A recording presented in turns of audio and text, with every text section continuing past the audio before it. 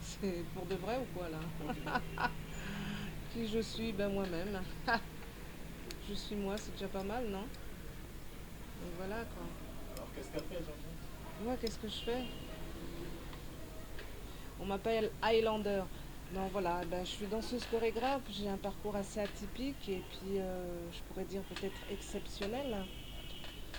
Donc voilà, je danse aussi bien le classique, moderne, jazz, contemporain, je suis africaine, de surcroît camerounaise, une douala, une belle. Donc voilà quoi. Alors, qu'est-ce qui vous amène à Foucault? Qu'est-ce qui m'amène à Khumban? Ben, on dit que c'est la capitale quoi, de la culture, de l'art et de la culture. Donc voilà, c'est pour ça que j'ai un pied ici. Et c'est une rencontre assez incroyable avec monsieur Adamou Damjoya. Et en fait, il y a une connexion qui s'est faite, quoi. Vraiment comme si on se connaissait depuis la nuit des temps, quoi. Donc moi j'ai adhéré tout de suite à son groupe de danse.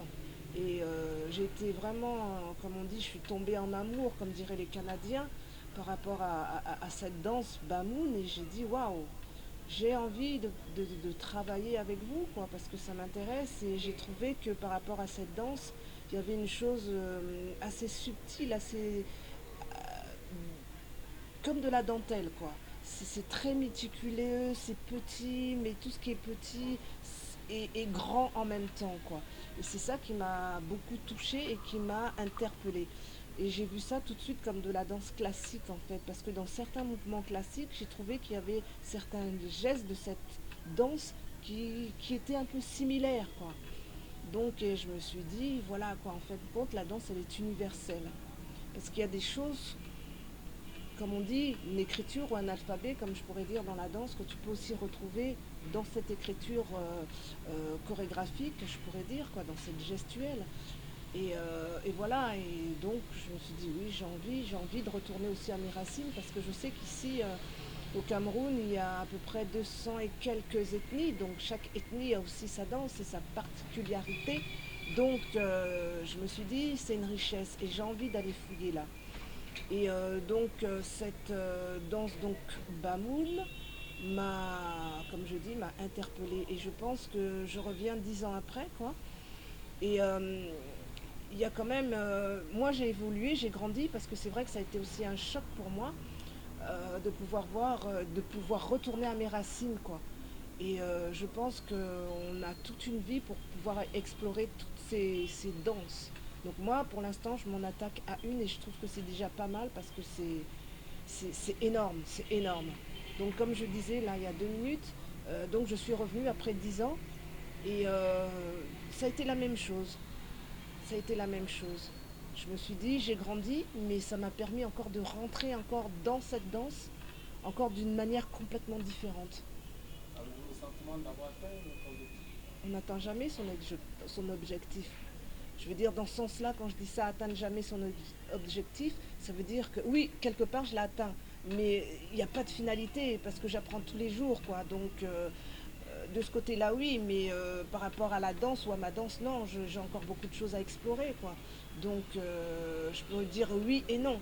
Donc voilà quoi, mais donc c'est ce qui me rassure en même temps parce que j'ai pas le temps de m'ennuyer et donc pour moi c'est l'infini, c'est comme la vie quoi. Et puis ce qui m'intéresse c'est peut-être aussi de transmettre ou de laisser quelque chose pour que la génération de demain puisse faire la même chose. Donc voilà, et je me sens vraiment comme un passeur, voilà, comme un passeur. Donc voilà, j'ai cette grande chance d'avoir appris cette danse en Occident, en France, grâce à mes parents, grâce à ma famille d'intellectuels.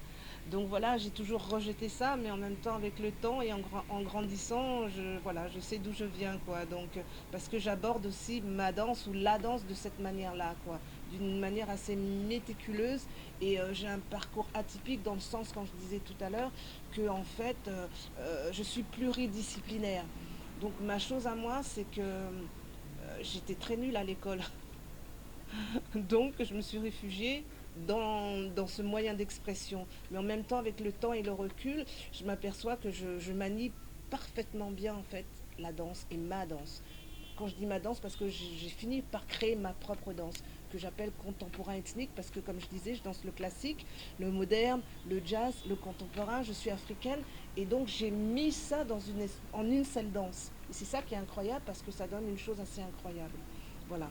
Bien, comment est-ce que vous avez trouvé le carnaval? Est-ce que vous avez sans doute participé Ben, au carnaval de Finlande? extraordinaire, extraordinaire.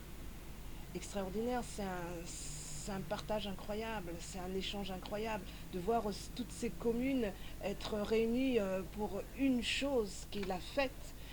Je trouve ça fantastique. Et en plus, c'est que chaque personne a son identité, mais dans cette identité, chacun fait un. Et ça donne quoi ce carnaval? Donc c'est ça qui fait la beauté et l'ampleur et la force de cette histoire, quoi, de ce carnaval, parce que pour ce moment-là, ils sont tous unis. Comme on dit, même cœur dans un corps différent. Voilà. Et c'est la première création que j'ai faite il y a 10 ans avec monsieur Adamou Damjoya. Cette création s'appelait Itaïdoshin. Et Itaïdoshin, ça veut dire même cœur dans des corps différents. Et dans ce carnaval, c'est ce que je ressens et c'est ce que je vois. Donc je trouve ça extraordinaire. Et je pense que son partage, non, son idée est réussie, ou son éthique, comme il dit, c'est réussi. Parce que c'est ce qu'il veut. Que chacun puisse partager, dialoguer ensemble. Et ça, je trouve ça extraordinaire. Donc communiquer ensemble. Et ça veut dire quoi? Un grand respect de l'humain. Et voilà quoi. Donc, Georgette, elle a des projets? pardon? Elle a des projets pour le Cameroun? Bien sûr. Je veux continuer ce que je suis en train d'entreprendre là. Et puis là, en plus, ce qu'il y a d'extraordinaire, c'est que je viens de faire une nouvelle création qui s'appelle l'opéra Bamoun.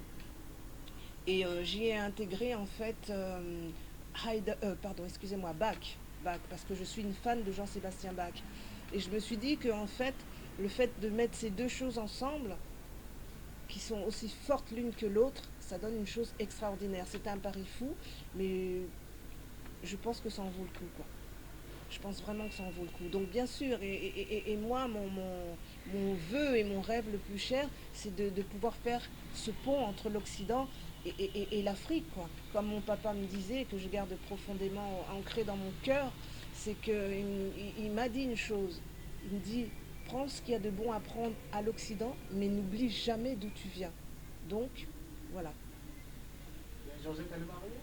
Bien sûr, j'ai un mari extraordinaire qui est peintre-sculpteur, qui s'appelle René Strubel, et qui est venu avec moi il y a 10 ans justement pour faire une magnifique chose et un magnifique partage avec les enfants ici à Fomban.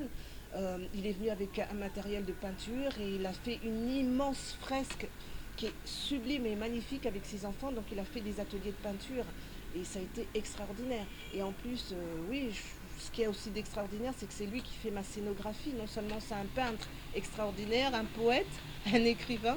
Donc oui, oui, oui, je me dis, ouais, j'ai de la chance, quoi. Donc voilà.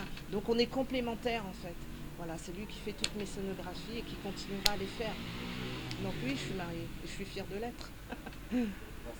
De rien, merci à toi, merci à vous.